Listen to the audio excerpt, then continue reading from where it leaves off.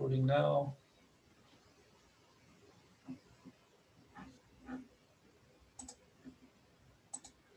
All right.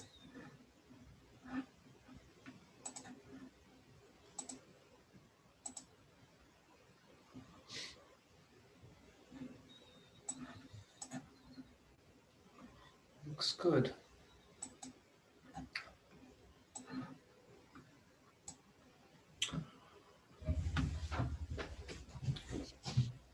Okay, welcome everyone to the keynote lecture for the 2021 Architecture Film Symposium. Welcome back to those who attended the sessions earlier today, and hopefully will join us again for the rest of the sessions tomorrow. I'm extremely honored to introduce our distinguished keynote speaker, Graham Harman. Is a distinguished professor of philosophy at SCI-Arc, Los Angeles, and previously he was distinguished professor at American University in Cairo, where he was a faculty for 16 years. He's the founding member and the central figure of the speculative realism and object-oriented ontology, OOO, editor-in-chief of the journal Open Philosophy, series editor of the speculative realism series at Edinburgh University Press, and series co-editor with Bruno Latour of the New Metaphysics series at Open Humanities Press. Graham is the prolific author of 20+ books, most recently Artful Objects by MIT Press, which will be out by April.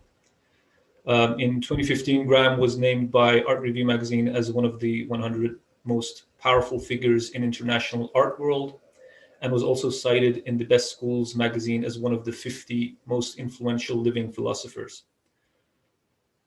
Today's presentation is titled The Sensual Character of Spatio-Cinematic Betwixt. We're looking forward to hearing from you. Please help me welcome Graham Harman. Thank you very much. When I first logged in about 15 minutes ago, we'd been playing with filters last night because of that famous cat lawyer filter story that had gone viral. So when I first appeared on screen and met James and Vahid in person for the first time, so to speak, I had purple lips, and so that was easily fixed. And then something about me still didn't quite look right. And then I remembered that we had also filtered in a half-grown mustache and some very, very dark eyebrows. I didn't look right. And I think I fixed everything now. I look recognizably like myself, but it was a close call. You almost saw a clown-like person on screen. All right. So since I work in object-oriented ontology, OOO, which is a philosophy, I'm going to start a little bit in the basic considerations of this philosophy, work my way into aesthetics, and then end up with some remarks on architecture and cinema and some neighboring art forms. And I always lecture from note cards, and I've been asked to go for about an hour with this one. And so I will adjust my pace on these notes accordingly, depending on how long it takes to explain each of these points. I want to start with phenomenology, which many of you know. The school of philosophy is still alive today, founded by Edmund Husserl in 1901 with his major book, Logical Investigations, and later followed by Martin Heidegger, Maurice Merleau-Ponty, Jean-Paul Sartre, and numerous other prominent figures up to the present time. Now, Husserl talks about how all mental acts have some object, so that if I'm thinking or judging or wishing, I'm thinking, judging, or wishing about something. There's always an object there for any of my mental acts. Of course, for Husserl, we can also have mental acts that aim at unreal objects. I can hallucinate, I can daydream. And so for this reason, the debate often comes up as to whether or not Husserl is talking about real objects, or is he just talking about any object, real or imaginary, that can be presented to the mind without distinguishing between the two. And this is a debate that frequently comes up in phenomenological circles. I've had a version of this debate myself with Dan Zahavi, the prominent Husserl scholar, but that's not what I want to talk about today. I want to talk about an even more interesting side of Husserl that is rarely talked about. And that is his contrast with British empiricism. When I talk about Locke, Berkeley, or Hume in the English philosophy of the late 1600s, early 1700s, one of the most famous expressions of this philosophy, of course, is Hume's idea that an object is just a bundle of qualities, so that there's no such thing as an apple. They're simply red, cold, hard, spherical, juicy, sweet, and that all of these qualities go together so often that I simply kind of compress them together with an arbitrary nickname, apple, so that nobody's ever really seen an apple according to Hume. We've simply all seen these qualities that we lump together with a nickname. The most interesting thing about Husserl as a philosopher, I think, is the way he challenged this idea. He doesn't come right out and say the British empiricists are his enemy, but that really is who he is most opposed to in the first step of his philosophy.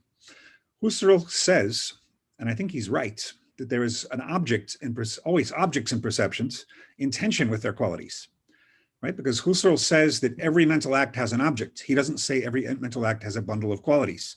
So I see an apple. I don't see all these qualities compressed together like Hume thinks. I see an apple, and the qualities are somehow secondary.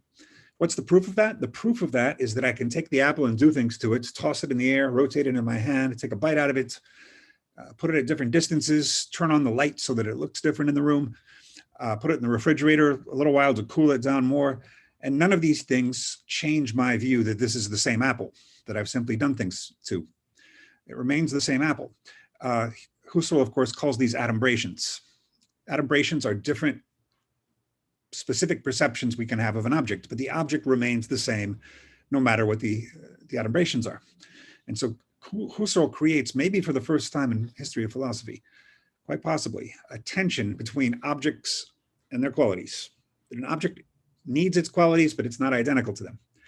Now, along with those qualities that can change, there are a number of other qualities in the thing that cannot change.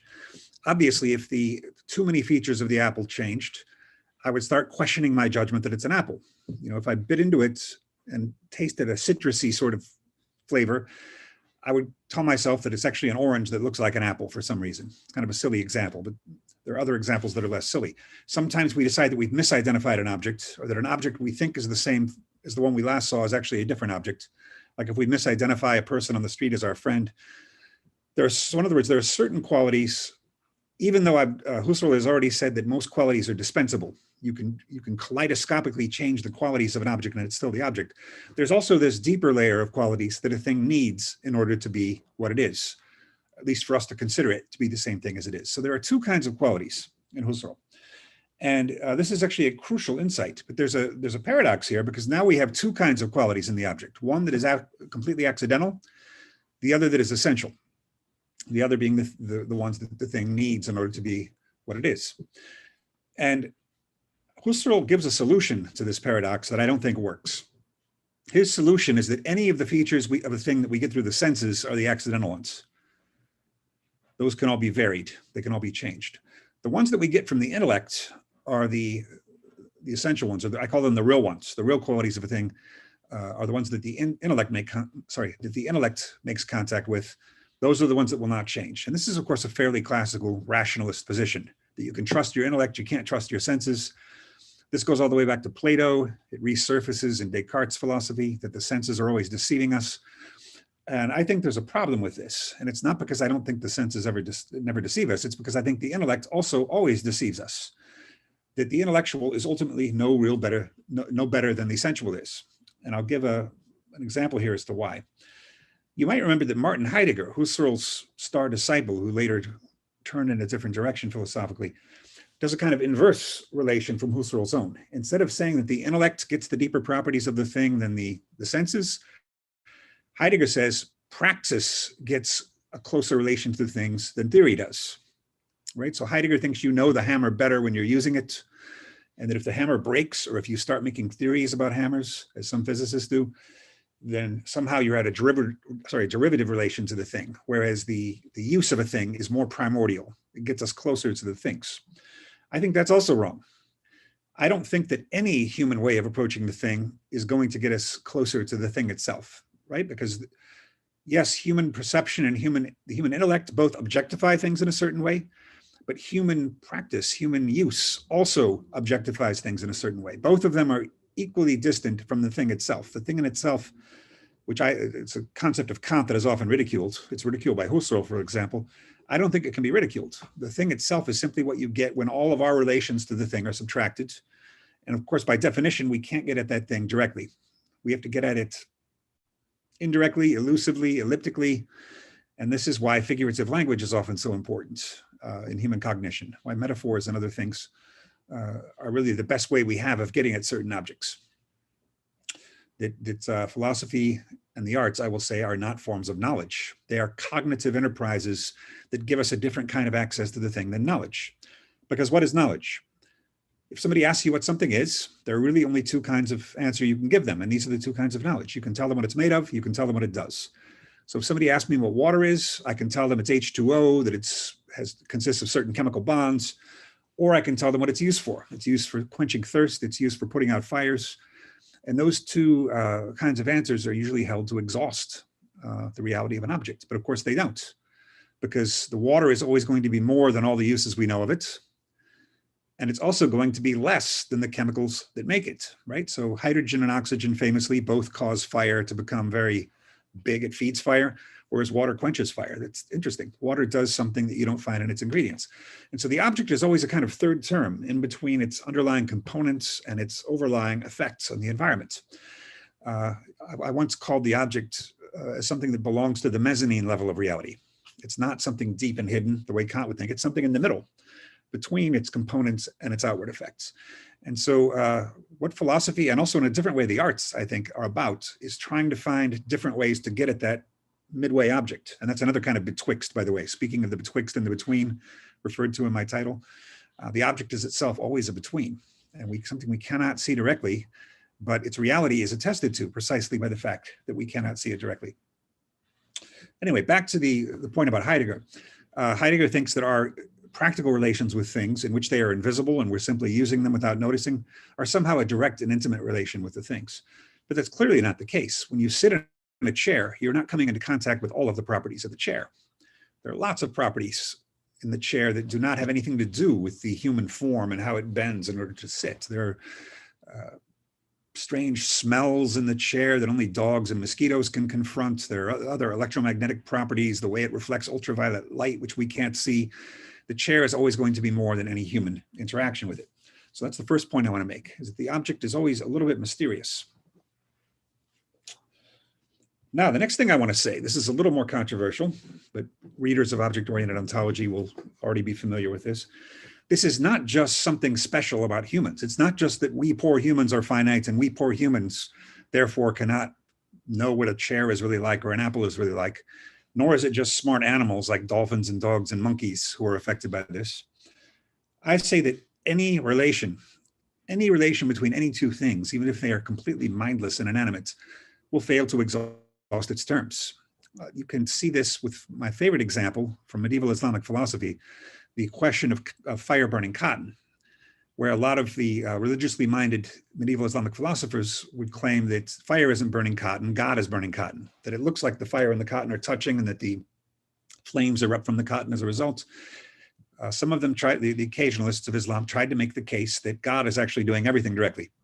And the contact of the fire and the cotton is simply an occasion for God to make it look like there's a causal relation between them. Well, you don't have to believe that theory with all its theological baggage if you don't want, but it's a helpful image to describe what I'm talking about here. That if a human cannot touch a chair directly, either through looking at it, theorizing about it, or using it, the same is true of any two objects. There are going to be properties in the cotton that are irrelevant to the fire and vice versa. And so causal relations have this same problem. It's not just human perception that can't get at reality, or human thoughts, or human praxis. It's causal relation in general that cannot exhaust the nature of its two terms. And this means that a metaphysical theory of causation is possible, not just a physical theory of it. And this is how we can make the most radical possible break with modern philosophy, especially as embodied by Kant. What's typical of modern philosophy? Let's say Descartes through roughly the present. I don't think we're quite out of modern philosophy yet. Modern philosophy is the kind of philosophy that says there are basically two kinds of things. First, human thought. Second, everything else. So you've got human thought on the one side that's supposed to be the most immediate thing given to us. Since I think, therefore I am, human thought is the only thing directly given to me. Everything else is in the same basket, whether it's animals, flowers, rocks, supernovae, electromagnetic radiation, cartoon characters, all of that goes in the other box, and human thoughts in this box. How unlikely is it that a very small, minor species of relatively limited cosmic importance deserves 50% of all ontology. Simply on the surface level, it's highly improbable. The reason we even give that a hearing is because of the whole discourse in modern philosophy that we have somehow direct access to human thoughts before we have direct access to the world. And I don't have time to argue why I think that's false, but I'm going to assert here simply that it's false. And a couple of things follow from that. One of them is that when we think about, in any discipline you practice, whether it's philosophy or architecture or cinema, your work is always guided by a sense of where that discipline is going. What's the architecture of the future? What is the philosophy of the future going to look like? Who's the future of philosophy? And I'm usually very distrustful of these kinds of predictions because your conception of the future is only as good as your sense of the inadequacy of the present. Most likely, when you think of the X of the future, you're thinking of the present extrapolated in not that different a form. A friend of mine back in the 80s was saying Duran Duran is the future of rock and roll. Band Duran Duran. Didn't really work out, right? Well, there must have been something about that moment in the history of rock and roll when it looked like Duran Duran was pushing the envelope in some way, but I don't think anyone would call them that now. We think of them as a period piece 1980s rock bands. So whenever you predict what the future of a discipline is, you need to look deeply at what the overriding assumptions of the present are. Now, what's the most overriding assumption of the present of philosophy? It's what I just told you about, the idea that there are two kinds of things, human thought on one side, everything else on the other. And this also results in the division of labor, where philosophers can't really talk about object-object relations anymore, right? Because philosophy has defined the two kinds of things as human thought and everything else. And therefore, philosophy is all about that relation between those two things. How do we cross the gap between human thought and everything else? Or do we deny the existence of that gap? Are the human and the world always already correlated? Are they, as Karen Barad thinks, do they mutually create each other? And which she calls interactivity or agential realism. Two philosophers who are commonly called the philosophers of the future by their advocates are F.W.J. Schelling and Maurice Merleau-Ponty, both of them fairly old by now. And if you look closely at the philosophies of Schelling or Merleau-Ponty, they do both have a kind of futuristic feel. They do both seem kind of far out compared to mainstream philosophy. And yet both of them accept completely this idea that you have two basic zones. Human on the one, whether it's thought or embodiment, and the other is nature, spirit and nature, as Schelling would call them. And so you end up just repeatedly trying to find some new, strangely compelling way to talk about the interaction of these two different zones that modern philosophy has already defined, human thought and everything else. When what you really want to be looking at, if you're interested in something futuristic that's different from modern philosophy, is not accepting that idea, not accepting that the human being, human thoughts or human embodiment are something so special compared to the rest of the universe that they deserve to be either the starting point of philosophy or half of its content. You have to look at all object-object relations as being the most general category applying to the whole universe, and that human world relations, thought world relations, are no different in kind from object-object relations, even if they have interesting features that you don't find in inanimate nature. And so in that sense, Alfred North Whitehead is a bit more futuristic, or a lot more futuristic, because he's really the person since Kant who has most challenged that. He doesn't see the thought world interaction as being uniquely different in kind from the object-object interaction.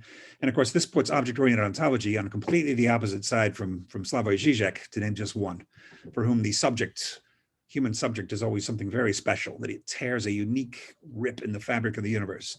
This is not what Triple O thinks. So I just had to cover that, since some of you may not be as familiar with Triple O as the others. At any rate, because speaking of human experience, because human experience of any kind, perceptual, intellectual, or practical, is unable to get at reality itself, all human experience is what I would call sensual and not sensible. Not sensible, as some of my interpreters wrongly assume. Sensible refers to the senses. Sensual is kind of I mean it in the sense of sensuality, that you're making direct contact with something, you're enjoying the world. There is a level of life at which you are in direct contact with something. It's just not the same as reality. It's what I call the sensual. And the sensual is a kind of betwixt and between, to use the term that I picked up from our conference organizers, from the anthropologist Victor Turner's phrase, when he was talking about initiation rites, rites of passage, that there's a space in between the different structures. where the person who's being initiated into something is, except humans are always initiates in this sense. We're always in the sensual realm with our experience, although I think it's not just humans. I think it's animals and everything else too. But when we're talking about art, we're talking about something human. So this talk today is going to be about human experience rather than animal experience, which I'm writing about on the side now. Okay, there are two separate distinctions within that sensual realm. I've already talked about one of them. That is the difference between objects and qualities that Husserl talks about, right? There are numerous objects, in my view, numerous units, numerous things that I take seriously as somewhat enduring and is able to withstand changes in their specific features. And then there are those features themselves. I'm not just seeing unified points of reality. I'm also seeing red and green and feeling cold air coming through the window from the ocean. And so there's that distinction in all experience. Objects and their various features that are changing constantly. The other one, though, is a difference that I would call the difference between medium and mediator. I've written about this in only one article. The publication on that article has been delayed for years for some reason. So readers of Triple O are not as familiar with this. It's perhaps best known if you look at Roland Barthes' book, Camera Lucida, on photography, where you all might, many of you will remember that he talks about the difference between the studium and the punctum. And if you don't remember, let me refresh your memory. The studium is the general mood or atmosphere of a photograph, whereas the punctum is some small element that seems to stick out and capture the observer of a photograph's notice. And I'm talking about something similar to this when I talk about the difference between medium and mediator. So we are all operating in a given medium at any moment. It's a certain technological medium, it's a certain historical period, there's a certain air quality in the room where you are. Here in Long Beach, it's sea breezy and sunny as usual, a little colder than usual. Then you've got mediators, and mediators are the sensual objects that we use to make contact with the real in aesthetic experience. I'm going to explain that in a second, but those are the two. Now, what does it mean to say that there are certain objects in our field of experience that can give us a contact with the real, even though the real is outside of our experience at any given moment? Well, what's special for me, what's special for object-oriented ontology about art is that art is the enemy of what I will call literalism. What is literalism? Literalism is the idea that a thing is nothing more than a sum total of properties, as David Hume held, that apple just means there's this list of qualities, they all belong to something, and so we're going to call that apple as an arbitrary nickname, a shorthand, so that we don't have to name all the qualities all the time. Husserl is one of the great philosophers of anti-literalism, right? Because he makes us see that there is a difference between objects and their qualities.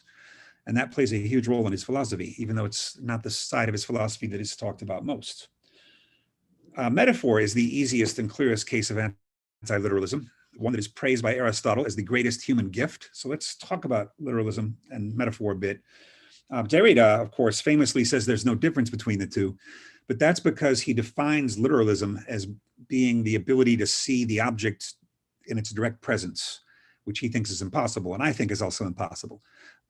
So I think he's just defining literalism in the wrong way. The way I would define literalism is the idea that the thing is nothing more than its properties. And yet there are ways to make statements in which the thing is nothing more than its properties, and metaphor is the clearest case of that.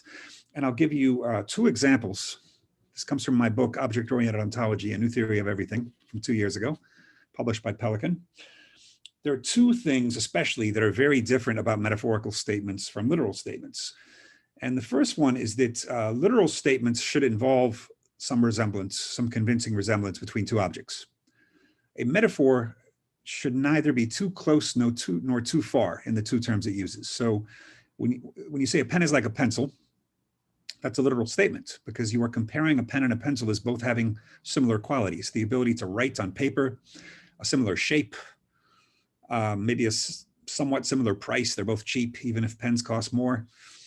And so all you're doing in the case of the pen and the pencil, you're conveying literal information about what those two things have in common. Metaphor can't do that. A pen is like a pencil is not a metaphor unless there's some genius Dadaist poet who somehow does a lot of extra work to make that convincing to us. In the hands of most people, that's simply a literal statement. Let's stipulate. You also can't make them too far away. So if you say a pen is like a chocolate milkshake or a pen is like a snow leopard, there are poets who can pull this off, but it's very hard. In order to make these metaphors work, there has to be enough of a convincing literal identity that you can make it work. Jose Ortega y Gasset, the Spanish philosopher, uses the example from a Spanish poet of the cypress being like a flame. He actually says the cypress is like the ghost of a dead flame. If you look at a cypress tree, you can see it is sort of flame-like in its appearance. Or my favorite example from Homer, from the Odyssey. Whenever he refers to the Mediterranean, he refers to it as the wine-dark sea. One of the most famous metaphors in the Western poetic tradition, the wine-dark sea. Now, what's going on in that statement when Homer calls the Mediterranean the wine-dark sea? He's not just saying, hey, have you ever noticed the Mediterranean is sort of the same color as wine? That's trivial. It's actually not that interesting or even necessarily that true. It doesn't quite look like wine. But by calling it wine-dark sea, you are using the supposed identity between their colors to ascribe all these other wine qualities to the sea. Drunkenness, oblivion, riskiness, all these other things you might associate with wine, disinhibition, those are all ascribed to the sea. That's how the metaphor works. Now, here's the other way in which a metaphor differs from literal statements. You can flip it around, and it's still a metaphor, but no longer the same metaphor. So the sea dark wine is no longer the same metaphor as the wine dark sea. In the case of the sea dark wine, the wine is the subject, and it's gaining sea qualities. Accident proneness, depth, being filled with wreckage. We're never quite sure what they are. They can't be literalized. Otherwise, the aesthetic effect would wear off. So metaphor shows us one way in which literal statements do not work. Here's another one I like, maybe more easily understood by Americans. Nashville is the capital of Tennessee, but Memphis is the capital of Mississippi. It's a good one. In order to understand that, you have to realize that Memphis is actually in Tennessee, and it's not, of course, the capital of Mississippi. So you have there a literal statement, Nashville's the capital of Tennessee, and then you have, but Memphis is the capital of Mississippi. That's then meant in a kind of cultural or spiritual sense. You think of Faulkner novels and how all of his Mississippi characters are always going to Memphis for supplies, and the way that Delta blues music kind of reached accessible commercial form in Memphis. Stax and Sun Records draw heavily on Mississippi musical traditions and so forth. So that's another case where you're not making a literal statement. It's literally false that Memphis is even in Tennessee, or sorry, is even in Mississippi, let alone that it's the capital of Mississippi, and yet it works as a metaphorical statement. Now, what I say also further about those cases of metaphor is that the qualities remain behind. So with wine dark sea, the wine qualities are still there on the surface, but the sea becomes impossibly remote because we can't really imagine a sea with wine qualities. That idea repels us. And so all that are left behind are the wine qualities, the wine dark qualities that were orbiting the sea. And since the object has disappeared, and since according to me, like all phenomenologists, you can't have qualities without an object and you can't have an object without qualities, an object is needed to support those wine dark qualities, and that object is I myself, as the reader. And in fact, this is my theory about aesthetics more generally. Any aesthetic experience involves the aesthetic beholder, the aesthetic auditor, replacing the object that has been pushed into the darkness, pushed into the black hole of inaccessibility. And this is, for me, why metaphorical statement is so important in its difference from literal statements. For the past 400 years, we've had a situation where culture is dominated by mathematics and the hard sciences. They are seen as the paradigm of human cognition, and they're called the hard sciences, and they are seen as more difficult and more appropriate for smarter people, right? Well, the softies like us can all go into the arts or the humanities or the social sciences where we can make mistakes and not be criticized for it. There are no right or wrong answers in psychology or philosophy, and these are the kinds of things we hear. However, I would say that it's not a difference of hardness and softness. It's a difference between two utterly different kinds of cognition. You've got literal statements in the sciences, and you have non-literal statements certainly in the arts, because artworks are not primarily conveying knowledge. They may do so sometimes as an accident, but art is more about a kind of cognition that creates a rift between an object and its qualities. And why do I say that about philosophy? Given that philosophy has been dominated by analytic philosophy in this country for 100, maybe 50 years, a kind of philosophy that calls itself scientific philosophy or exact philosophy, and aspires not only to the rigor of the sciences, but the culture of the sciences with short journal articles, rather than books, rather than speculative theories, that focuses on arguments that can be shown to be valid or invalid or sound or not sound. I say that philosophy actually belongs more on the art side of this division. Why? Because remember, philosophia, the Greek term, does not refer to any kind of knowledge at all. Philosophia refers to the love of wisdom a wisdom that, according to Socrates, can never be obtained. That if you're getting a definite answer to something that's meant to be a literal answer, you're not doing philosophy, you're doing science. And this is why I consider the pre-Socratic philosophers, who said things like everything's made of air, everything's made of water, everything's made of atoms. I consider these the first scientists, not the first philosophers, as much as I love them. Plato and Socrates, whichever, it's always difficult to work out what's Socrates and what's Plato, but I think that's where philosophy really begins. The fact that Socrates can never get a definition of anything. He tries to get definitions of everything, but he never succeeds. And for Plato, we can never quite grasp the perfect forms. Even in Aristotle, I think there's a bit of inaccessibility. He says that you cannot define a substance because definitions use universals, substances are concrete, meaning objects are concrete. So there's a gap between not only objects in language, but objects in any kind of cognition. So I think that's where philosophy earns its keep, is with its attempt to talk about the untalkaboutable, the attempt to F the ineffable, some people say. And you can do this. You can do this by indirect means. And many of the tools for this come in the arts. Okay, so let's go on now to aesthetics. And let me talk about Immanuel Kant, who's a huge figure, not only in all of modern philosophy, but in aesthetics specifically. Even though his great books were written in the 1780s primarily, philosophy moves so slowly that we are still in Kant's shadow in the year 2021. There have been some modifications made by Hegel or by Heidegger or whoever. Kant is still very much the founder of the assumptions that most philosophers make, namely the assumption, above all, that the human-world relation is the site where philosophy takes place. That you can't really talk about objects interacting because those are the things in themselves. All we can talk about is the human experience of the world. Well, how does that play out in aesthetics? Some of you may be more or less familiar with the Critique of Judgement, Kant's book, half of which talks about artworks, the other half talking about biology. I'm going to focus on the artworks part here. What does Kant think about aesthetic experience most broadly? One of the things is that he thinks that aesthetic experiences are, I would say, non-contextual. They are closed off from everything else. They are closed off, first of all, from cognition, right? Because you cannot give explanations for Kant of why a specific work of art is beautiful. You cannot give criteria for generating beautiful works of art. Works of art, or anything beautiful, must be judged by what he calls taste. And even though we all share the same structure of human cognition, same structure of judgment, according to Kant, some people's taste is a bit more developed than others, but he does think that over time, taste should agree. That it's not really in the eye of the beholder, even though he thinks it happens on the mind side, not the object side, beauty. It's not quite in the eye of the beholder because it's not that personal for him. It's subjective, but also universal because we all share the same mind. And so we all should learn to develop our aesthetic taste enough that we should all tend to start agreeing about which artworks are superior to others. There's another thing, though, which is that Kant does not think that artwork should be useful, right? Because use is also an extrinsic factor. In order for there to be pure beauty, we should be contemplating something in a disinterested way, not thinking of whether it's useful for us or not. And of course, Kant's ethics are like this as well. Some of you will know. Kant's ethics also centralizes the idea that an ethical act should not be for any ulterior purpose, of course, right? It should be done simply out of duty. If I'm a good person because I'm afraid to go to hell, or because I want to go to heaven, or because I want a good reputation in my community, that's not really an ethical action. An ethical action should be done purely from duty because it's the right thing for a rational creature to do. And Kant admits that it's hard to know whether anybody is acting purely out of duty. It might be the case that no one ever does. There might always be ulterior motives mixed in. But the idea is that Kant is called a formalist in philosophy, certainly in his ethics, because he thinks an ethical act is cut off from everything else. It's cut off from social factors and historical factors and personal motivations and the desire for good reputation.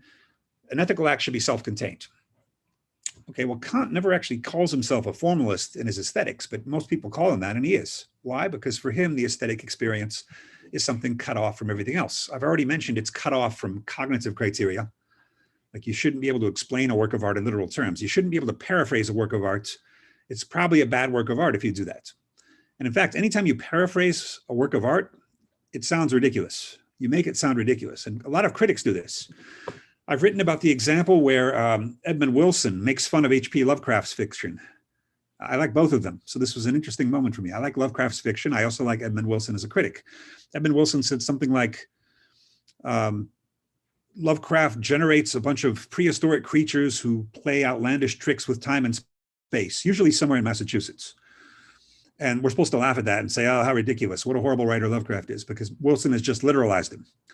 But you can do that to anybody. In my book, Weird Realism, I literalized Moby Dick and I literalized Dante's Divine Comedy to give examples of how stupid you can make any artist sound, even the greatest. When you say, basically, they're just doing this, and literalize it. So the artwork should be unliteralizable in some way. Now, Kant also thinks that means there should be no use for the artwork. If there's a use for the artwork, that means it's contaminated with practical criteria.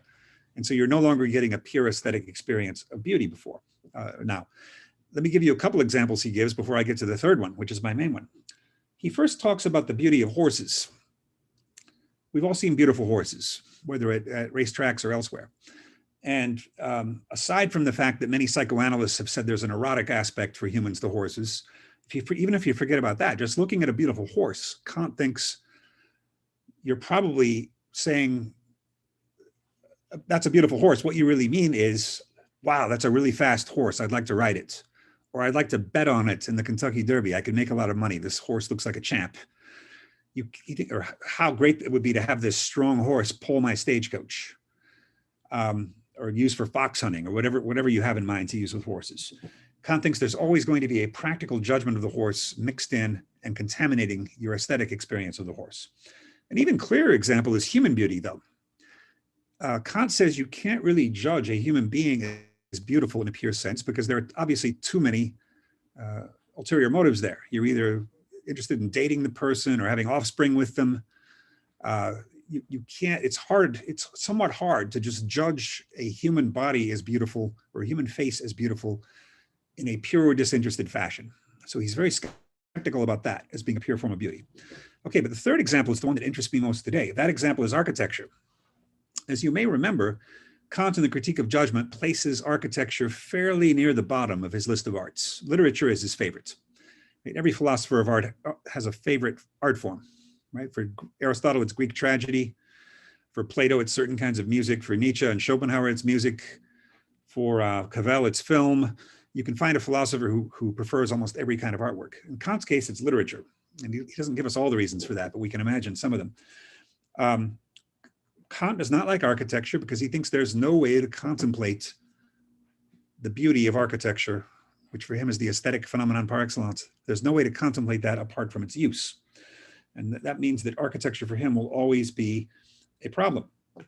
I'm going to argue in a second that that's what's wrong with his specific kind of formalism. Actually, let me do it now.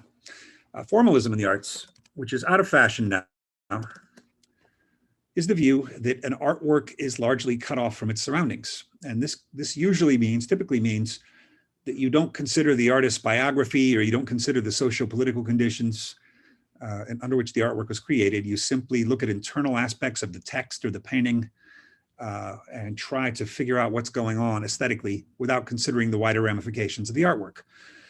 So Clement Greenberg, the famous formalist art critic, thinks that Guernica is one of Picasso's weaker paintings, right? Many people prefer Guernica to many of Picasso's other paintings because it's one of the more political of his paintings. Much of Picasso's art is not political at all. Guernica is very political. He's protesting the Luftwaffe bombing of a small town in the Basque region of Spain prior to World War II. And you remember the contorted forms and the faces filled with suffering that Picasso depicts there. It's a political artwork. And then Greenberg goes on to say that if you look at it, there are some formal things wrong with it. It doesn't really come off. And Greenberg says the same about Rembrandt's Night Watch. He says everyone's in the habit of going and admiring Night Watch. He doesn't think it's actually a very good painting. So anyway, whether you agree or disagree with him, the idea with formalism is that the artwork is cut off from its surroundings, which since the 60s has been very unpopular, right? We've been trying to go social and political, whether it's honoring artists who come from previously oppressed groups or whether it's focusing on art that has a certain message. Formalism is, of course, opposed to this. Michael Fried's own way of opposing formalism is to say that painting should not be theatrical, right? That the figures in the painting should not be paying any attention to us, that they should be totally absorbed in what they are doing in the painting, and that oftentimes they set up physical obstacles between themselves and the beholder of the painting, as if to emphasize that they are cut off from us. There's no beholder interaction with the painting. Now, the funny thing about Fried is that later in his career, he starts to admit that actually the opposite is true as we go forward in the history of painting. You have a lot of non-theatrical painters, anti-theatrical painters in the late 1700s in Paris, but as you work your way up through Courbet and especially Manet, Fried admits that there are lots of ways in which painters are starting to break down that wall between the beholder and the painting. And in the case of Manet, he thinks Manet is having the central figures in the painting directly confront us by staring at us quite often. So Fried came to the point of admitting that historically, he still doesn't like theatrical painting in the present. And of course, famously, he never liked minimalism because he thought that minimalism was an attempt to create a dramatic effect on the viewer, that you come into a room and there are all these ominous cubes and rods that are abstract shapes. This is why Fried rejected these. Now, I would go the other direction. I would say that all art is theatrical. And I've already explained why when I talked about metaphor. I said that in metaphor, which is in many ways the root phenomenon of aesthetics, the object disappears and we have to step in place of it. We have to perform the missing object. We have to become the sea with wine dark qualities when we read that metaphor.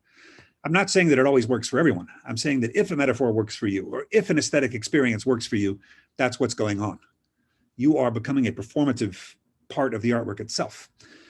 I often talk about my parents' two dogs, previous dogs, because I had a really scary zebra mask that I bought for a Halloween party one year in Chicago. It was from Tanzania. The zebra looked like it had risen from the dead. It had these smoky patterns around its eyes. It was a very frightening zebra mask.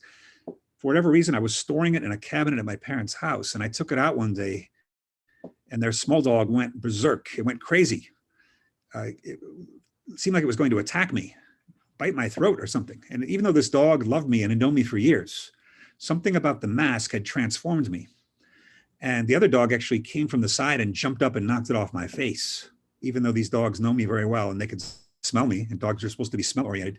Just the idea of my having this scary looking zebra head terrified them. And children, of course, think that they can transform themselves with masks. They think with a Halloween costume, they become something else. My reason for mentioning these things is that there's something primordially terrifying about masks, or primordially fascinating.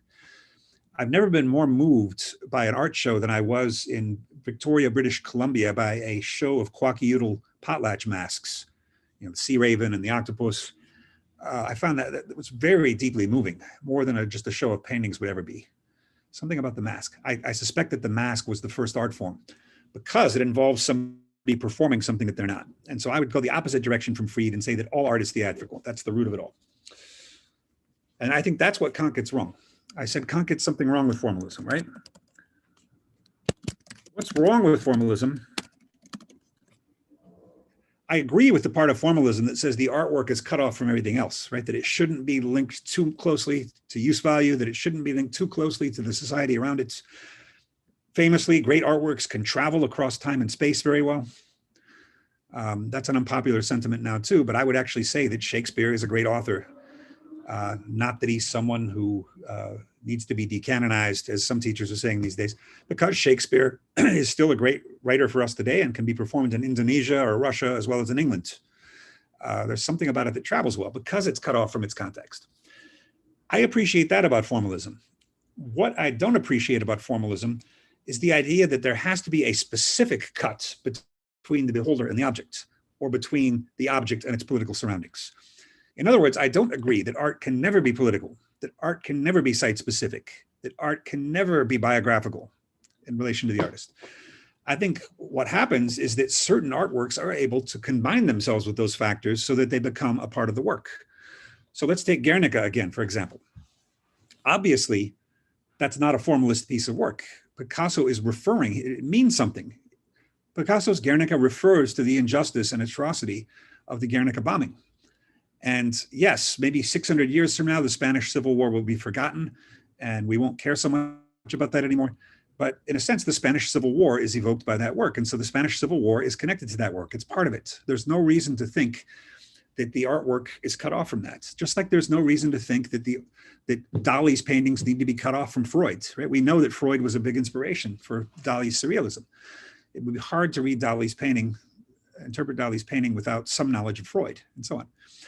What usually happens is that people set up a false alternative between formalism on one side, where the art object connects to nothing else, and a kind of rampant holism on the other side, where everything is connected to everything else. We know that isn't true either. Now that I teach in an architecture school, I sit on a lot of student project reviews.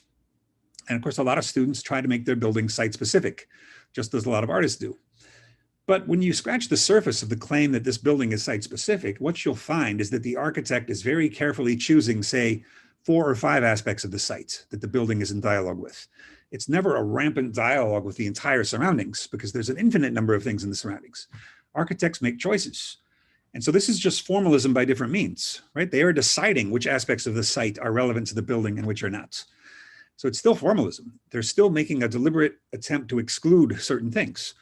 And a lot of times when politically minded art critics argue about a work, they're arguing about which things should be included and which not. So I wrote recently about the argument between James Baldwin and the feminist critic Jane Tompkins about Uncle Tom's Cabin. Actually, they weren't arguing directly with each other, but they have different views on Uncle Tom's Cabin. James Baldwin was saying it's a sentimental novel. It makes it too easy for white people to get off the hook by identifying with the slave characters and denouncing the bad slave owners in the book without realizing that they themselves are implicated in the slavery system and in racism. And so he doesn't have much good to say about Uncle Tom's Cabin, despite its undeniable role in starting the Civil War and having the slaves ultimately freed. Whereas Jane Tompkins is taking a more feminist approach to Uncle Tom's Cabin, pointing out that it was written by a woman from a family of feminists, that fiction then as now has more women as readers than men. And so she takes that angle on it too. So that's really an argument about which political factors are most relevant to interpreting the novel. No one is claiming that all of those factors can be applied simultaneously to the novel, or at least not to an equal degree. So I think formalism has a bad name that it doesn't deserve. It has a bad name because it has been applied too strictly so that everything is excluded from the artwork in all cases. Whereas I think it should mean that a limited number of influences from the outside come in and are aestheticized, right? That a political artwork is not the same thing as a treatise, a political treatise, or it fails as an artwork, right? I remember seeing an art show once where almost every work in the show meant something. And what it meant was United States and Israel foreign policy are bad. And I found it a little heavy-handed. I thought I would rather have read an article in some leftist newspaper about why Israeli and US foreign policy are bad. I think it would have been more convincing to me. There wasn't quite enough aesthetic element there. There was too much content, too much political content and meaning there for me. In any case, I think there is a place for political and social elements in art. It just has to be aestheticized in a certain way. So to put it in different words, formalism doesn't mean emotionless disinterest, the way that Kant thinks, or the way that Michael Fried thinks when he talks about anti-theatrical art. It doesn't mean the human is excluded from art. It just means the human object bond is split off from everything else, right? So when you're having an aesthetic experience, you are a necessary ingredient of the artwork, just as hydrogen is a necessary experience of water. And so when people think I'm interested in stuff without humans, so they ask me, what is art without humans like? I respond, that's like asking, what is water without hydrogen? You need humans to be elements, ingredients in the artwork, but that doesn't mean the artwork is nothing more than the human interpretation of it. I am a necessary ingredient in experiencing a painting. If I weren't there, it wouldn't be a painting, or if someone weren't there, it wouldn't be a painting. And yet the painting is still something deeper than my experience of it. I can never literalize my experience of the painting. It's a real object that cannot be paraphrased. That's what I mean by that. Okay. One last thing I wanted to point out is that Caroline Levine, in her book Forms, talks about how forms exist in the social-political world just as they do in the aesthetic world. And any denunciation of formalism has to account for that, the fact that forms are, in a sense, the common language of the social-political and the aesthetic. So we shouldn't throw them out too quickly. We shouldn't be too quick to say that every artwork needs to have an appropriate political message. We all know examples of art, great art, that comes from a different political standpoint from our own. And the less ideological we are, the more able we are to appreciate works whose politics we despise. I can think of a number of works whose politics I despise. The easy example being anything by the Marquis de Sade, right? He's advocating aesthetically the kidnap, rape, and murder of women and children by rich libertines. Obviously, no one's going to support that. I hope not. But there's also an undeniable kind of, dare I say, excellence to the writing style of the Marquis de Sade. You can't ignore that when you read him. All right, so Now let me turn back to architecture here. Architecture, and I'll say design as well, product design. What does Kant get wrong about them? Kant gets wrong about them, his way of trying to formalize them. He says they can't be formalized because there's always human use involved in architecture or design. Whereas I say what makes architecture and design so interesting to me as aesthetic forms is that they force us to go beyond Kant. They force us to see how to de-relationize a relation, right? The possible human use of a building is a relation, but in order to make that aesthetic, you have to de-relationize that relation. You have to somehow aestheticize the human relation to a building. You have to de-relationize our possible use of it so that we're not simply bound up to that use, that we're able to take a different distance from our own possible use of the building. This is why I think architecture has such a great future in aesthetics, aesthetic theory. Now, what would Kant have thought about cinema? Since cinema is the other thing we're talking about here today, obviously Kant never wrote about cinema. He died in 1804. Kant never even knew about photography. What would Kant think about photography and cinema? How would he place those two art forms onto his map of the aesthetic universe? Would he put them closer to literature, or would he put them closer to something like architecture, which he thinks is too literal because it has a use? We can only speculate. I would guess that Kant would not have really seen photography as an art form, especially those early photographs that were being taken. He would have probably seen those as simply literal recordings of everyday life scenes. Maybe he would have surprised us, but I'm guessing that he would not have been quick to admit photography into the ranks of the fine arts. In the case of cinema, he would have had a harder time to make that case, right? Because there, it's not simply a record in most cases of an everyday scene. There's montage, there's always a viewpoint from which the camera is shooting. There are all kinds of technical sorts of shots with different names that Kant would have to take into account. That the filmmaker is somehow reorganizing reality. I'd say the photographer is too, but Kant would have had a hard time seeing that with the early photographs if he had lived another 30 or 40 years. I think if Kant had seen even earlier cinema, he would have had a harder time dismissing it as easily. I'll get back to that in a second. Kant's favorite art form was literature. Now, what does literature have in common with both architecture and cinema? It does have something in common with both. And that is that it's a temporal art form. You have to experience it in time. With a painting, it might take you a little time to observe deeply all of the parts of the painting and focus on one and focus on another. But in principle, you're gaining a glimpse of the entire painting in a single glance. And then you're going in and developing that glance, enriching it in certain ways. In fact, if you go back far enough in the gallery or the museum, you can see the whole painting from kind of an ideal distance. Peter Eisenman pointed out that you can't really do that in architecture, right? That architecture is in some ways a kinetic art, that you have to move through the building and move around the outside of it to get the full experience of it. Obviously, the same is true of cinema. You can't see a film in a single instant. You have to live through the film. However, there's a difference. We can differentiate on one side between architecture and on the other between literature and cinema. What's the difference there? The difference is that in architecture, there's no times arrow, right? You can explore the building in any order you want.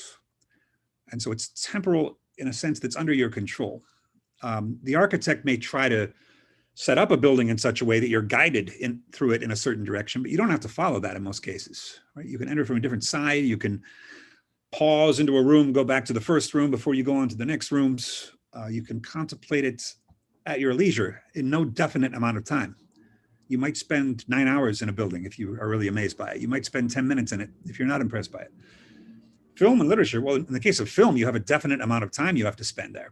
And it's best if you don't take any pauses in the middle. You should be living through a certain amount of time. And this is one reason when I was younger and had a harder time concentrating, it was harder for me to sit through films, I have to admit, because I didn't like the idea of somebody else being under control of my next 2 hours. But I liked being able to pause when I wanted to pause, as you can with literature. You pause, you put it down, but there are a certain number of pages you have to go through. Some people may be able to read all of Proust in a week. It took me a few months. It could have taken me a couple of years, the way it's taken other people. But for me, about 4 months was best to savor Proust at the right speed. But there were a certain number of pages, thousands of pages that I had to go through. And in that sense, I would say architecture has a little more in common with video games. Even though video games are sequential from level to level, you have a bit more power in terms of moving around those landscapes of video games in the way that you want to, just like architecture. The player, the beholder, the user has a bit more discretion as to how they're supposed to explore them. Okay, we saw that for Kant, use was supposed to be the very opposite of aesthetics. Just as in ethics, cultural factors and personal motivations were supposed to be completely cut off from ethics, right? I remember a story when one of the popes died. I think it was when John Paul II died. One of the Italian cardinals was making a comment off the record that it's time for another Italian pope. There's a certain Italian charisma that we have that makes us right to be popes. And that was interesting to me because Kant would never have accepted that, of course, right? That's not a formalist definition of the qualifications for popes. The pope should be someone who is duty-bound to fulfill all the acts of the religion. That's what Kant would have said if he were a Catholic, though he was a Protestant. But then Kant's ethics are criticized by Max Scheler, the German philosopher, who talks quite convincingly about how Kant's ethics are basically right, but he leaves out the question of personal and national ethical vocations. So let's assume it's true. Let's assume that the Italian people have a certain charisma that gives them a natural gift for being the Pope. Why couldn't that be the case? That would be an anti-formal way of looking at ethics, right? Certain people have the right knack for doing certain things in life based on either national or personal characteristics. That ethics is not a matter of just following rules, it's a matter of personality. Okay, well, Kant can be criticized in the same way in aesthetics. Kant already said, of course, that use must be excluded from aesthetics. You can't have beautiful objects or beautiful buildings that would be purely beautiful. And I've mentioned that what makes architecture aesthetically important for us today is that it aestheticizes use. It allows us to explore how use doesn't cancel aesthetics. That use has to become a different sort of aesthetics. There is a way to aestheticize use, which was supposed to be non-aesthetic for Kant. Just as Kant also said, nothing disgusting can be aesthetic, right? Because aesthetics is supposed to draw us in, and disgust repels us. And so therefore it works in a contrary direction to art. And yet we've seen disgusting artworks. I think Hollywood overdoes it. I think Hollywood has too much vomiting and blood and things. We all know of cases where disgusting things have worked aesthetically. My favorite case is Georges Bataille's Story of the Eye, which is not only a pornographic novel, but in many ways a disgusting pornographic novel involving outhouses and bull testicles and the bullfighter getting his eye gored out. It's very much a disgusting work, and yet also an erotically appealing pornographic work. Susan Sontag calls it the aesthetically greatest pornographic work she had ever seen. And there's something to that. So a lot of times these things that Kant thinks cannot be aestheticized can be aestheticized. And that's our challenge, is how to do that. In the case of architecture, that's the very mission of architecture, I would say. Okay. There are two other forms of arts that Kant doesn't really talk about, but they're central for Aristotle: tragedy and comedy. Now, why won't Kant talk about tragedy and comedy? I think the answer is because Kant wants art to be a disinterested contemplation. Kant was very much an Enlightenment man. Whereas for Aristotle, of course, tragedy is about catharsis. It's about awakening feelings of fear and pity and then purging them. And comedy, which Aristotle doesn't talk about as much in his surviving writings, comedy is also something in which we get involved. Aristotle defines tragedy as being about those better than we are, and comedy as being about those worse than we are. Worse in what sense? Not that they're poorer or that they're of a lower social class than we are, or uglier than we are, although all these things can help become comic. You could have a comedy about a royal family, even though they're socially at a higher rank and much wealthier than we are. You could have a comedy about Einstein, even though he is more intelligent than we are. A comedy refers to a sense in which the person is concerned with things that we know to be trivial, like slipping on a banana peel, absorbed in problems that strike us as funny because they're not really threatening. They're just confusing or embarrassing. Anyway, I say this because Kant and Kant's formalism have a hard time talking about tragedy and comedy, both of which by definition are theatrical emotions. So what I'm looking at here are a lot of second order formalisms, things where we are taking something that's not supposed to be part of art, according to Kant, and we are incorporating it into the artwork, like use value in the case of architecture, like tragedy and comedy in the case of plays. What would it be in the case of photography?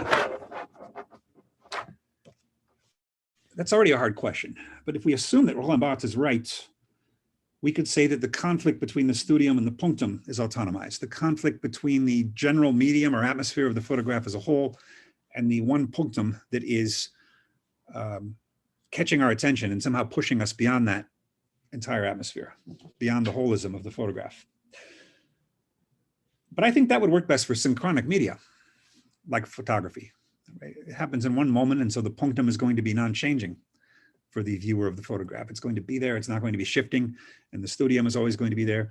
And so the conflict between the studium and the punctum, if Barth is right about that, is going to work best for synchronic art forms, like paintings, for example, or anything else where you can see the artwork at a glance. Sculpture is already kind of on the line because you have to see sculpture from all of its sides, probably. What about cinema? And I'm going to end on this question. Time must play a factor. Somehow time must be incorporated into the artwork in a similar way to literature. And we know that Kant was a fan of literature, right? Literature was Kant's favorite medium. And so somehow he must have felt that literature already fulfilled his criteria. My question that I want to end on is whether cinema also falls as nicely into Kant's aesthetic categories as literature does, or whether it's something that causes us to challenge those categories. But I do think that Kant might have been a cinema fan.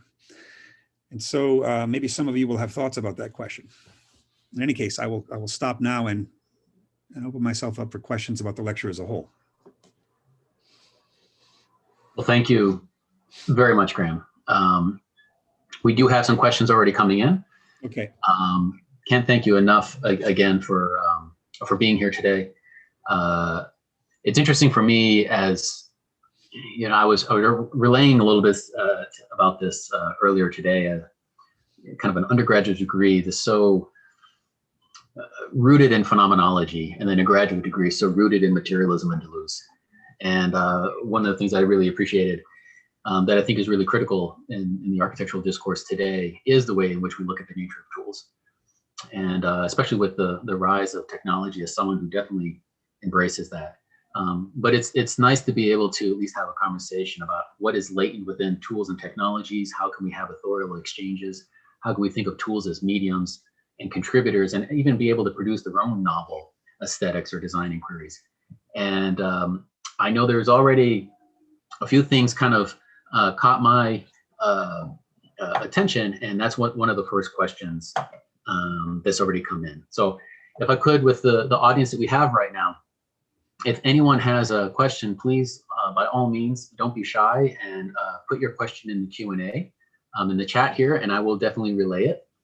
And so I'm going to start with the first question, which comes from Dave, and I'm just going to read it verbatim. So, one observation of yours struck me in particular, and this also struck me too, it was really great, was the discussion about video games and how video games are more like architecture than film, because the user and the guest is in control of the temporal experience.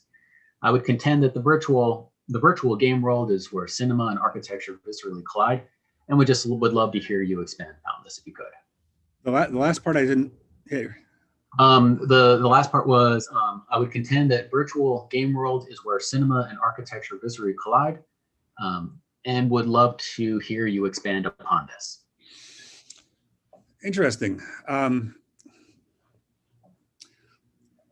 I had this weird habit when I was a teenager that I would try to cinematize video games. Of course, the games were more primitive then, of course. There was, I don't know if anyone remembers the game on the Apple II, Competition Karate, where you would generate characters, send them to the dojo to work out, and then you would stage fights between them. I found that I liked that game better if I didn't do anything. If I just put it on computer mode so that the computer was doing everything for me. And I just sat back and would watch this for hours. I would watch the computer generate karate characters and have them fight. And once in a while, we'd have my little brother would do this with me too. Once in a while, we'd have a friend come over who thought we were crazy and they wanted to take control and do the punches and everything, because that's what most people want to do in video games. I just found myself fascinated by not having any control over what was going on and having the computer do these fights. And I guess on a similar note, I'm a huge sports fan. I'm more of a sports fan as a passive consumer than I ever was as a player. I always liked better watching the sports on TV and reading about them in the newspaper than I actually like going out and playing the games, which I don't know how rare that is. I mean, it's a necessity for most adults who aren't good enough to play professional sports, but I don't know how normal that is for young people. And so I mentioned that because I was trying to draw the distinction between video games as having a landscape that you can explore in whatever order you want, other than completing certain levels and having to qualify to go to the next ones. And where they collide, are video games where architecture and cinema collide? Well, I suppose in the sense that there are plots in video games and there are always cinematic intros to them. But the passivity of cinema, which many of you may not like, I guess, because there's a lot of cinema people here, but that's what's always struck me most about the medium, is that you have no control over what's being seen from which angle at which time, the way you do with a room full of objects. You can't really do a Husserlian phenomenological analysis of objects while you're watching cinema, because the director is deciding what view of the grapefruit you get and from exactly which angle. And I once read that pornography often pioneers new media because it's such a big money thing. And so video stores, for example, a famous one, started as, you know, sleazy porn rental stores. And then when Heidegger started Blockbuster and made it mainstream.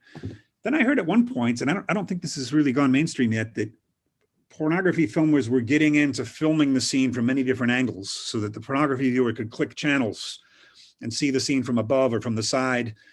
And when I first heard about that, I said, wow, I wonder if cinema is going to go that way. I wonder if Hollywood is going to start filming everything from, you know, we can each click where we want to watch Brad Pitt from in the next shot. And then I've heard nothing about that, but you guys are closer to the state of the art than I am. Maybe the questioner could specify why he thinks video games incorporate elements of both, because I see them more on the architecture side. And we have a video game program in our architecture school. I don't know if that's rare. Here at SCI-Arc, it's called Fiction and Entertainment. So that at least suggests that video games fall somewhat in the architectural fields. Yeah, so to respond to your question, Graham, Dave says, I'm referring to the virtual worlds similar to, say, Grand Theft Auto. Right. Yeah, and a lot of what I know about video games comes from my colleague Ian Bogost and his writings. He's another object-oriented ontologist, and he wrote quite a bit in his first book about Grand Theft Auto, and it's not all fresh in my mind. One of the things he was talking about is how Grand Theft Auto becomes a psychological playpen for people's own obsessions. So some people go into that game and they just start beating everybody up on the sidewalk who they pass. Whereas another person decided to become a priest, and he just walks around and prays over the bodies of people who have been shot and does nothing else. And others choose to just go up on the building tops and look at the sunset without engaging in any combat violence at all. Mm-hmm. I kind of like the minor non-combat stuff, like going into the barber shop and choosing a haircut and watching what the police are doing rather than actively shooting. Again, it would be cinematic in the sense that a plot is chosen and a list of characters are chosen, but still, there's so much autonomy for the player in a game as opposed to a film. That would be the difference I'd stumble over in trying to find the meaning point there. But again, maybe I'm missing something that Dave is thinking of. Well, it's definitely a significant impact agency, as you're saying, right? Because I mean, certainly there's games that, as you said, there's no real time limit. You can kind of determine the amount of time you're spending, but also it tends to be kind of an infinite landscape as well in some cases. And yeah, it's very interesting in that case. And I think, actually, yeah, I think Vahid just gave Dave access here. Is that, I might be able to have Dave engage in that conversation. Oh no, am I on the microphone? You can be. Okay. Yeah, on the spot, if you want to kind of, I mean, this is kind of what this is for. So if you want to kind of follow up, Dave. Yeah, hello, Graham. Thank you very much for your engaging, fascinating keynote. It's certainly been a while since I've taken any philosophy, so it was great to get a refresher on Locke and Hume and Kant and all the rest. So yeah, I'm interested, the POV, the point of view of the gamer in these worlds. In the game engine software, it's literally called the camera. So the user, the player, the gamer is the camera. Everything is from the POV of the camera. So the grammar's all filmic, and that's why I find these spaces so compelling. Yeah, you're certainly right about that. They all very much look like cinematic camera angles in the video game. I'm not even sure how you would go about designing a video game that wasn't like that. I guess back when it was more primitive, like on the Atari games, they simply couldn't do a cinematic depiction of the game because the shapes were too abstract and too primitive. But yeah, now there's almost not that much abstraction left, right? Because the game engines are so advanced that the experience is like that of a film. I would agree, visually. Well, and that's interesting then that technology has reached a point where we're back to literalism in a formal sense. And the abstraction, the metaphorical experience of the game world is giving way to these more literal cinematic depictions. Sort of like Google Earth replaced the abstraction of maps. And so now people do think the map is the territory again. Bruno Latour wrote about this somewhere. I kind of like the abstraction of old maps. And that's gone. Yeah, it's the ultimate kind of literalism. 100%. Mm-hmm. Thank you, Graham. Sure, thank you. So Graham, we got 2 more questions that this came in. I'm actually going to send this one to you in the chat. Okay. Because I think it might be just so you can read it along with me here. I'll read it out loud for the attendees. So this question comes from Andrew, new to Triple O, and basically asks, can the nonlinear experience of architecture still expose punctum? The oculus in the Pantheon, for example, overwhelms and swallows all other details of the experience. It dominates. So I wonder how memory and lingering residue works in questioning the non-linear nature of architecture. Does the experience and the memory of that experience of architecture affect its Triple O and its connection to literature? It's a great question, and that pushes back a little on my claim that punctum studium works better in synchronic art forms, because he's suggesting that architecture, which requires time, I think Eisen is right about that, requires time to experience it, might also have that, and he might be right about that. And I suppose the same might be true of literature. Aren't there certain literature that have puncta, that have strange points where everything comes together? I'm thinking of Under the Volcano by Malcolm Lowry, which I read for the first time a year or two ago, where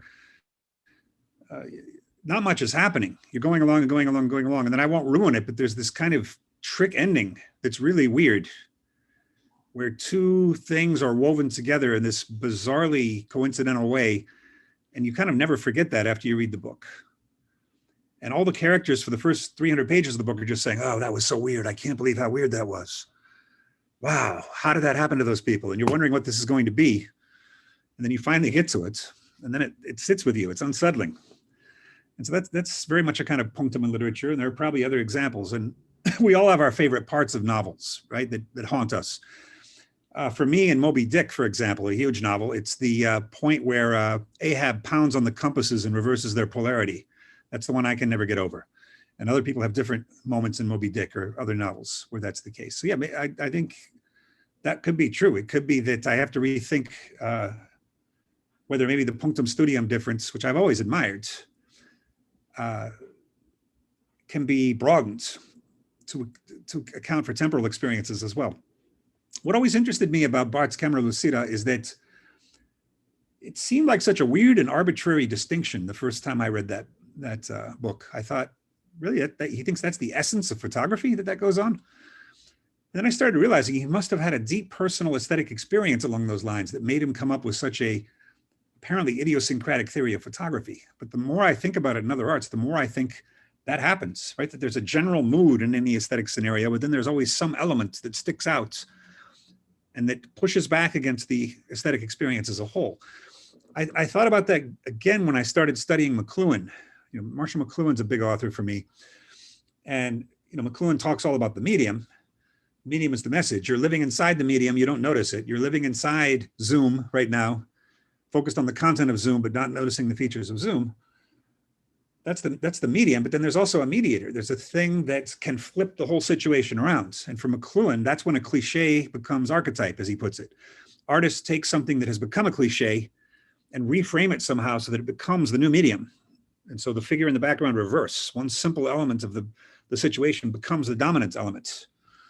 And so in media theory, I think that's the punctum studium difference is there, and it fascinates me.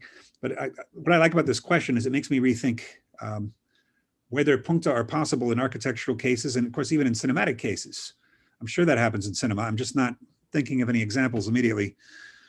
You know, there are MacGuffins, but I think maybe it's the opposite of a MacGuffin. Maybe it's an object that is somehow directly relevant to the film. I don't know. I'll have to think about that. Well, and Andrew follows up mentioning Kurtz in The Heart of Darkness as maybe an ominous punctum as well. Fascinating.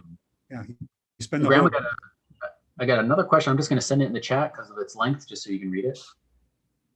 And again, as I did a second ago, I'll read it out loud for the audience here. So this question is from Fletcher. Isn't cinema the synthesis, easier to say, of literature, music, and painting? I know the director David Lynch first got interested in cinema after working on a painting, and he imagined it moving. I assume other directors see cinema this way, as a moving painting. Obviously, there's two other factors, the auditory dimension as well as the temporal one. Therefore, I assume Kant would rank cinema very high on his list. Okay. The first thing I would say about that is, when you call cinema the synthesis of all those arts, it sounds like Richard Wagner talking about opera, the Gesamtkunstwerk. Right? Wagner thought his operas were a synthesis of all those arts, music, literature, and painting because of the scenery. And not only that, but of course, famously, Wagner thought that that's what Greek tragedy was already doing, and that he was bringing back Greek tragedy with his operas. And, you know, of course, Nietzsche was very critical of this later. And then, of course, modern criticism, formalism, didn't like that because it liked to separate the arts and purify them, right? So literature should be about literature and music should be about music and not evoke images. So you can agree or disagree with the formalists about that. Also, I don't think Kant would have liked combining all those arts. I don't see any evidence that Kant really likes to synthesize all the arts. I think he sees them as generally synthesizing things is not something Kant likes to do in terms of different realms of things. He doesn't like ethics to be mixed with other things. He doesn't like aesthetic contemplation to be mixed with other things. I don't think he would want to mix literature and music. I think he would see them as drawing on different aesthetic faculties. So if that's really what cinema is, I think that might actually incline Kant against it.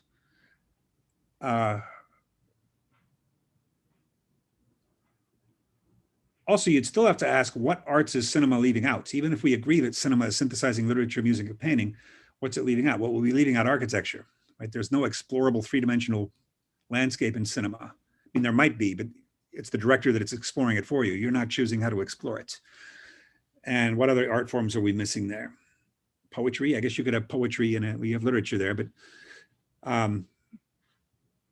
dance, you could have dance in cinema, of course, Bollywood. So yeah, first of all, I wonder whether cinema really does incorporate all the arts, and secondly, whether that's a good thing. I think my own view on that is that art forms can be combined and are combined all the time, but not all combinations work.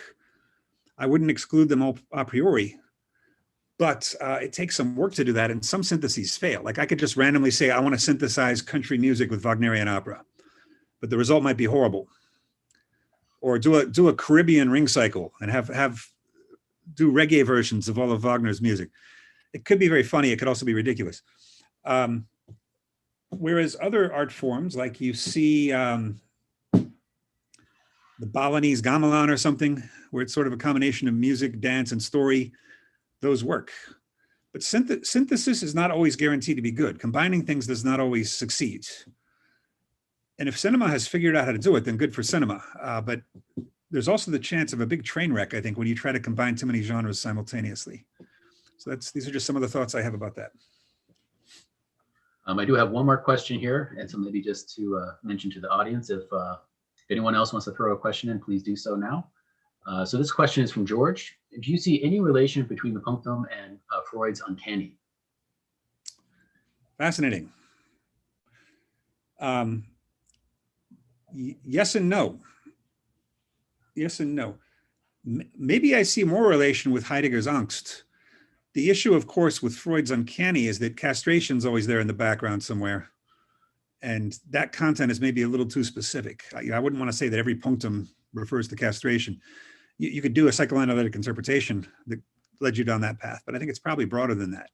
Certainly, I wouldn't say that every one of McLuhan's media reversals has some psychoanalytic thing going on. But there's certainly the common point that the punctum and the uncanny can overturn an entire situation and make it strange. There's that similarity, just like with Heidegger's angst. But again, I think there's a difference between Heidegger's angst and Freud's uncanny, which is, or let's say Heidegger's angst and Lacan's anxiety.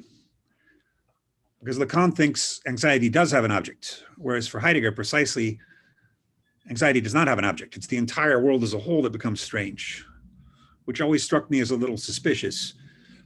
Whereas for Lacan, anxiety is about being confronted directly with the object of desire. And it's accessible, which is frightening to us. So it is about an object. And yeah, certainly when Freud talks about the uncanny, there's some atmospheric strangeness involved. And we find a lot of uncanny in Kafka and other writers, certainly in some of Dali's paintings. And there's some relation to the punctum for sure, because there's one element in the picture that is disorienting and is somehow reversing the whole situation. So in that sense, yes. But I'd like to think the punctum is a little broader than the uncanny. So I have another question here. Oh, here comes the second one. Okay, so I have another question here, and I was expecting this one. And I know for myself, it's always been an interesting conversation because of Deleuze in particular as well. So the question comes from Eva and Graham again. It's a little bit long, so I'm going to send it to you in the chat. And so I'll read it to the audience. Your contention that architecture can never be site-specific because it privileges some decisions over others. Yet every decision is an act of exclusion or even an act of violence, as Derrida might tell us. That doesn't make it necessarily devoid of relational considerations. Related to this, your claim that architecture can only have an aesthetic dimension when non-relational seems strange. Some might claim it is tied to it. Yep. What I would say to that is, yes, of course, a piece of architecture can respond to light. But to call that relational assumes that the building is one thing and the light is another. And therefore, there's a relation between them. Whereas what I'm saying is that the relation between the building and the light becomes an object in its own right. It becomes a hybrid object made of the building and the light. And so that interplay becomes itself something that's cut off from other relations. And so the number of relations in architecture will always be finite. And the elements that relate will always be shutting out the other elements around it. You can't really have a good friendship if you're with your friend only in the company of 20 other people all the time, right? There's going to come a time when you're cutting off from the group and relating. That's an analogy for what I see as the role of relationality in architecture. That certain things in the environment, light, certain historical residences of the buildings nearby, these things are going to be selected. The questioner pointed out that all decisions exclude. And the reason I wouldn't call the relation between the building and the light a relation is because if you choose the light as an important part of your design considerations for the building, it's no longer an external relation, right? The building is defined in terms of the light and vice versa. And so you've already taken those, formed a new third object and set it off from other objects. You've set it off as a system that's acting in its own way. So I would still call it autonomous. The problem is that people usually assume autonomous means anything that's physically independent must not relate to anything else. So the building must not relate to the light. No, that's not what formalism means for me, at least. Formalism means certain relations form subsystems that relate only to themselves. Hope that makes sense. Okay, we got 3 more questions, and these are all good ones too. So we're gonna keep going, as long as Graham's okay with it. So maybe we'll, Graham, maybe we do these last 3. Is that okay? Okay, let's just do these last 3. So here's the first one to you, Graham. This one is from Marco. There are dance scenes in books, poetry and literature and music and theater, but we probably wouldn't consider a book a combination of the arts. It's literature. So would Kant consider cinema a combination of different arts, or would he simply consider it an art in and of itself, even though it might appear to incorporate a number of arts? I'd be inclined to say the latter, because I think Kant will be inclined to call opera an art, even though a singular art, even though it combines many different forms. It combines music, acting, painted scenery. I still think he would say that opera is a separate art. And I think if he saw cinema as a fusion of different arts, if he were around when cinema were invented, I suspect he would call it an independent art. And I suspect he would like it better than photography, because I suspect he would think there's more going on in cinema than in photography. Okay, here's the next one. We actually have two. Okay. So this one is from Patrick. We spend a lot of time in architecture talking about function. You mentioned Kant is weary of architecture as an art because of its base necessity to function. If architecture can only really be perceived through movement, does cinema help us remove the aspect of function from architecture? Does that help us or hinder us in viewing a building as an object or a work of art? I belong to the school that think architecture needs some function or program, as people sometimes call it. Otherwise, it's going to be sculpture. And that's why I think, Peter Eisenman, of course, has taken the approach of deliberately subverting function in a lot of his buildings. And I think that's the wrong way to do it. That's one way to try to make architecture a formal art, is by saying, oh, it's not that functional because I'm putting a column down the middle of the bed, which is causing people to have interesting discussions about sleep and what it means. You don't need to do that in order to formalize architecture, because all you need to do is remove the usefulness of it from any specific use, to generalize it, to abstract the use somehow, perhaps by making it capable of multiple uses, which all buildings have over time anyway, perhaps by emphasizing that. And so I'm not in favor of getting rid of the function from architecture. But then the other part of the question is whether cinema would help us remove the aspect of function from architecture. In a way, yes, because you can't use the buildings you're watching in cinema, right? You're using, or at least you're using them the way the director is having the characters use them. In practical terms, I don't think you could do that, because as soon as you translate a building into cinematic terms, it's not really a building anymore, right? It's a cinematic depiction of a building. So I'm not sure how it would help us get rid of function from architecture. It does, but insofar as cinema is not architecture, it does that. It doesn't insofar as the architecture remains architecture. Hope that makes sense. So I do have, okay, these will be the last two, I promise. Sure, it's fine. So this one is from Hannah. Mm-hmm. Hannah, it's really nice to see you again. So how do you feel what you refer to as essential relates to Audre Lorde's idea of the erotic? I'm afraid I don't know Audre Lorde's idea of the erotic, so I'll just have to answer the erotic in general. I would see the erotic as a subspecies of the sensual. Sensual is obviously an erotic metaphor, and I meant that in the sense that any human experience involves a kind of direct contact with the things, even though we can't have the direct contact with the things, right? The things are withdrawn, the things are hidden from us. We can only get at them indirectly. Yet we do have immediate kind of physical contact with everything. Insofar as I'm able to see the building across the street, it's touching me. It's not across the street. So that's what I mean by the sensual. The erotic then would be a special case of that, where it's somehow drawing you in specific ways that we would call erotic. I'm not sure I even have a good definition of what the erotic would be. I'd probably dip into psychoanalysis for that as well. I've not really written about the erotic per se. The sensual is an erotic metaphor, but it means something broader. Here's the next one for you. I believe it's Shirank. I apologize if I'm mispronouncing your name. Let's see. Yeah, sorry. So there is an increasing emphasis in narrative and architecture, sort of inspired by comics and cinema screenplay, seen as back as Schumi and Kohlhaas, Archigram, Superstudio. What are your thoughts on this turn on the emphasis on narratives today, particularly ethnographic and cultural narratives? I would like it if the questioner could show me some images to comment on, but that's not going to be possible to see exactly what the questioner has in mind. I wouldn't rule out narrativity being part of architecture. It just seems like a difficult step to take successfully. Okay, so actually we do have, so this is good. We have one more, actually there's one more question here. And let me, this is a follow-up actually. This is from Dave. So let me go. So a cinematic depiction of a building, I would strongly disagree there. We just have to admit that more and more of our built environment is not conceived of as architecture. Architects don't like this, but it's undeniably true. Yeah, I can think of some things that might mean. I'd have to hear from Dave exactly to know what he means by it. The first thing I think of is when I'm drawing a blank on the name here. One of the Tony Smith, who talked about sneaking onto the unfinished New Jersey Turnpike and driving down, and how this was going to replace art, because you're speeding down this unfinished turnpike and you see this neon, you see these buildings.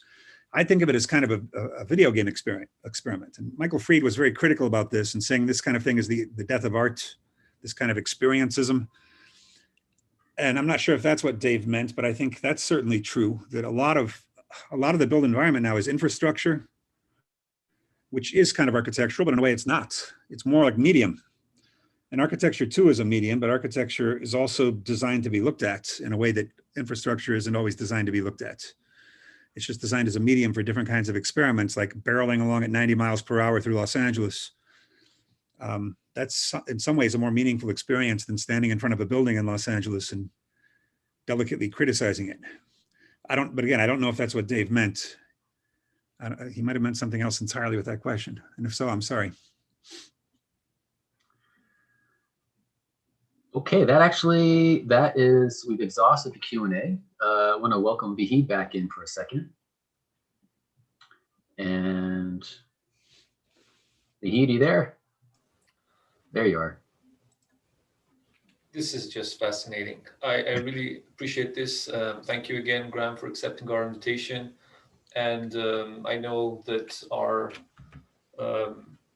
viewers here and all those who are on YouTube and Facebook have enjoyed this, and especially the conversation. And thanks for staying longer and responding to all these questions with so much patience. Oh, sure. Yeah, thank you, Graham. It's been an honor, as we said before, to have you here. And obviously we have some future discussions that we're very excited about that is still revolving around the same topic. This has been a very well-organized Zoom conference, one of the better ones I've experienced. I really appreciate that. Oh boy. Well, that actually, we will end on that note, since that's a high note for sure. So to the audience on all these different platforms, we want to thank you for being here. Certainly for those who are in the symposium, we will see you tomorrow at noon. And we'll remind everyone, we also have a film screening tomorrow at 5 o'clock for the short film of Upland. And so again, on behalf of Vahid and I and the symposium, we just really want to thank Graham.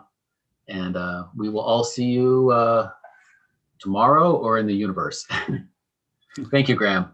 Thank you. Take care, everybody.